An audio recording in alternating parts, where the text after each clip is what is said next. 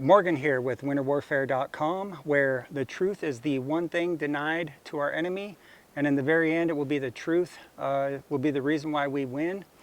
So today we're going to be talking about field communications and a very awesome field antenna that you are going to want to get. So full disclosure, nobody has asked me to make this video. If you're aware, at winterwarfare.com, my primary business, normally what we deal with is winter tactical gear, winter gear to help guys survive in tactical situations. So the product I'm going to be talking about today is just a field item that I happen to have and wanted to make a video about. I feel that strongly about it. Nobody's asked me to make this. I don't get anything. I have no part of this other than it's just an item that I have in my kit, and it's an item that I want you to have. And the reason why is because with this antenna that I'm actually holding in my hands, I might need to get in touch with you. You might need to get in touch with me. It's just that simple. What I have here is an antenna from some guys in Kalispell, Montana. These are some good guys. I've talked to them on the phone, but as I mentioned, nobody's asked me to make this. I have not even mentioned it to anybody. It's just a product that I bought a year or two ago, and I've just wanted to make a video on it and haven't got a chance.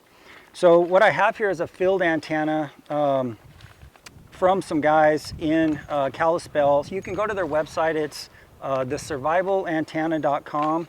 And what I have is a MERS frequency antenna. It's basically a whip with some 550 cord that they put together so that I can string out and get this antenna up and punch out. So these antennas are pretty neat. Let me show you what comes in this kit from thesurvivalantenna.com. You get your basic antenna, and the antenna, as I mentioned, it's got a long piece of 550 cord that they put on it. You have a BNC connector, and I'm going to show you another adapter that you can get.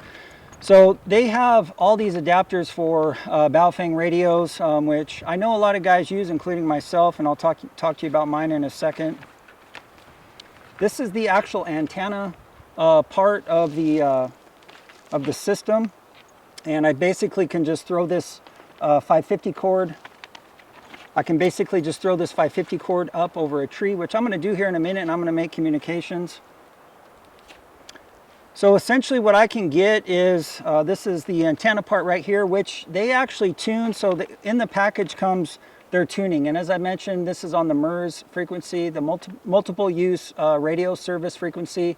Within MERS, there's 5 frequencies. They're VHF frequencies. That's very high frequencies compared to UHF.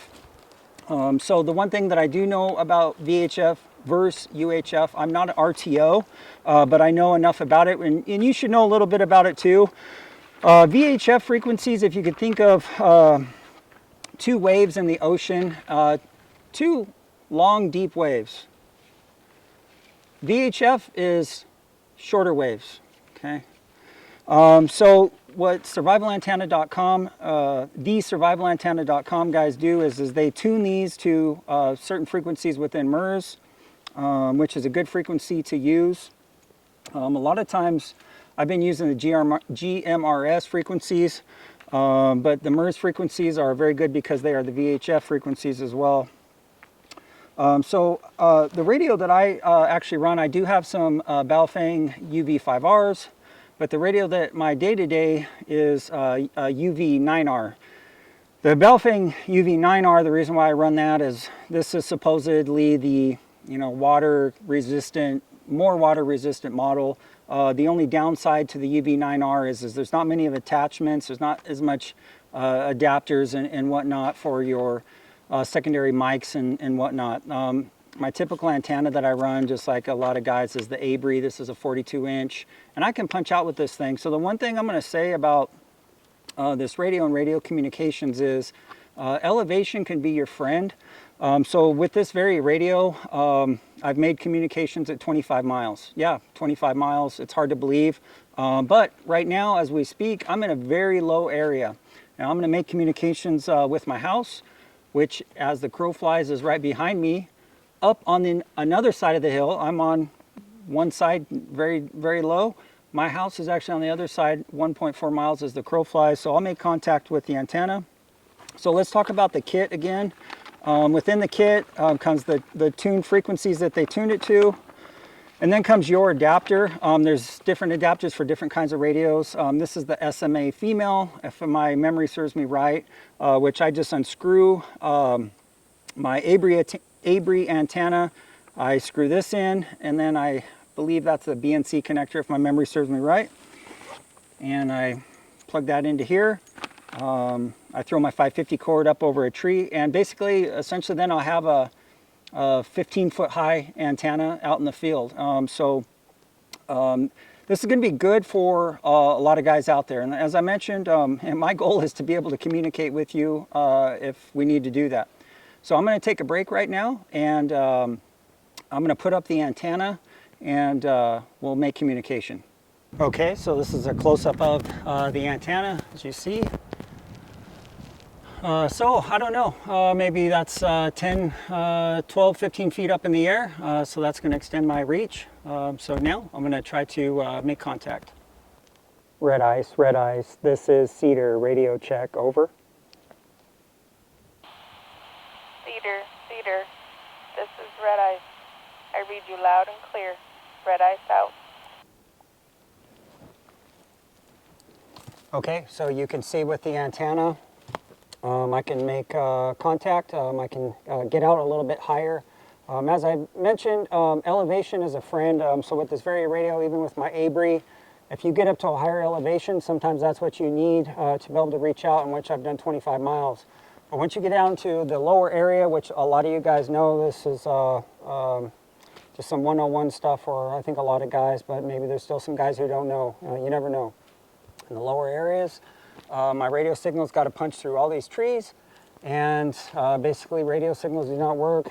They are line of sight, okay? So it's hard to get up over a hill. So sometimes elevation can be your friend. In a lower area like this, that's where the survival antenna can come in. It can also help you punch out. And so I've had much, much better results when I'm using the antenna, with other people being able to reach me when I need to. So another quick thing that I'd say about my radio is the radio to me, the Baofeng that I run, the UV9R, and also my UV5Rs, they're twofold. One part is shoot, move, and communicate.